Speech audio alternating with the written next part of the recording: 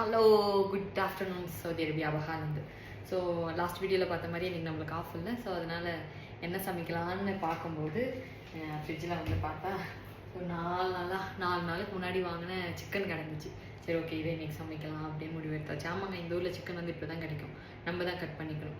And எப்படி cut பண்ணி எங்களுக்கு பழகிச்சு, 3 வருஷம் ஆச்சு. ஸோ அதனால் சிக்கன் கட் பண்ணுறதெல்லாம் பழகிச்சு.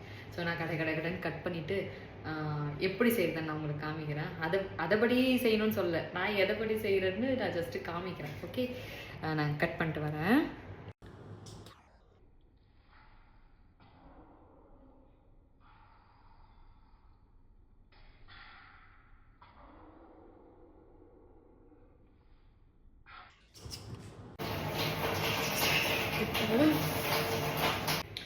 ஸோ இந்த மாதிரி நேரத்தில் தான் நான் வந்து எங்கள் அப்பாவை ரொம்ப மிஸ் பண்ணுவேன்.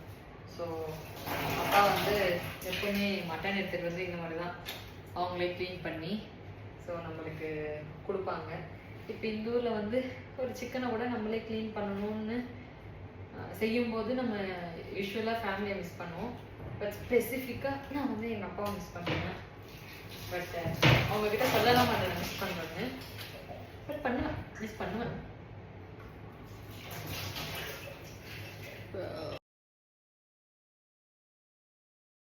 ஸோ ஃபைனலி நம்ம கட் பண்ணி முடிச்சிட்டோம்.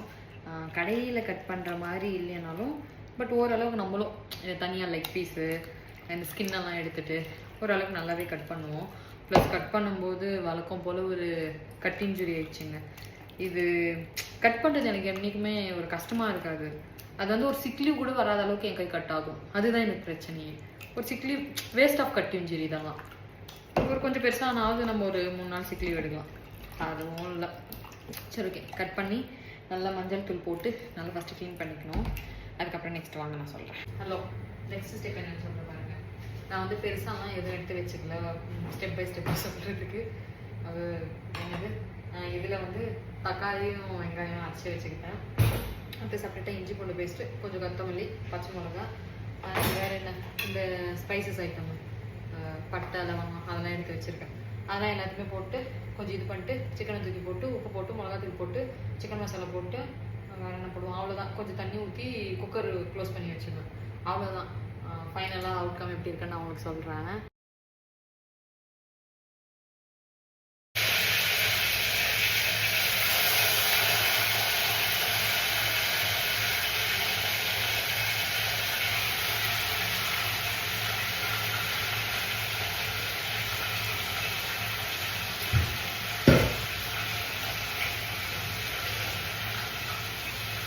நீங்கள் வந்து எல்லாரும் நினைக்கலாம், என்னடா திடீர்னு இந்த பொண்ணு வந்து ஒரு கருத்தாக பேசுகிறா, பின்ன வ்ளாக் எடுக்கிறா, இப்போ சமையல் பண்ணுறா, அப்போ இந்த இந்த ஐடி வந்து எதை ரிலேட்டடாக குறிக்குதுன்னு நீங்கள் பேசலாம்.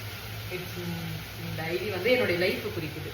நான் வந்து இதை போடணும், இதை பண்ணணும்லாம் கிடையாது. டே டு டே எனக்கு என்ன தோணுதோ நான் அதை செய்வேன். அதோடைய தான் இந்த ஐடி வந்து அது சம்மந்தப்பட்டது தான். இந்த மாதிரி சிக்கன் எல்லாம் நல்லா வெள்ளையாக ஸ்டிஃபாக ஆகிற பதம் வந்தால் இஞ்சி பூண்டு பேஸ்ட் போடணும். நான் அப்படி தான் ஒரு வீடியோவில் பார்த்தேன், அதனால நான் அப்படி தான் செய்வேன். ஸோ நம்ம காரத்துக்கு வாசனைக்கு ஏற்ற மாதிரி இஞ்சி பூண்டு பேஸ்ட் போட்டுக்கணும். அது போட்டு அதோடைய பச்சை வாசனை போன உடனே நம்ம வச்சுருக்கோம்ல தக்காளியும் வெங்காயம் அரைச்சி மிக்சியில் அதை ஊற்றணும். அதெல்லாம் ஊற்றிட்டு அப்புறம் அந்த பச்சை வாசனைலாம் போனதும் சிக்கன் மசாலா, கரம் மசாலா, மிளகாத்தூள், உப்பு, வேறு ஏதாவது மசாலா உங்களுக்கு ஸ்பெஷலாக இருந்துச்சுன்னா எல்லாத்தையும் போட்டு குக்கர் மூடிட்டு ஒரு 3 விசில் விட்டால் போதும். அவ்வளோதான், சிக்கன் குழம்பு ரெடி. ஓகே, நம்மக்கிட்ட இப்போ வந்து எங்கிட்ட இருக்கிற சாம்பார் பவுடரை தவிர்த்து இருக்கிற எல்லா மசாலாவையும் நான் போட்டாச்சு. ஸ்பெசிஃபிக்காக ஆச்சோட சிக்கன் மசாலா ஊர்லேருந்து வாங்கிட்டு வந்தோம். ஸோ அது கடைசியாக போட்டு கொஞ்சம் பெப்பர் போட்டு ஃபினிஷ் பண்ணிடுவோம். ஓகே.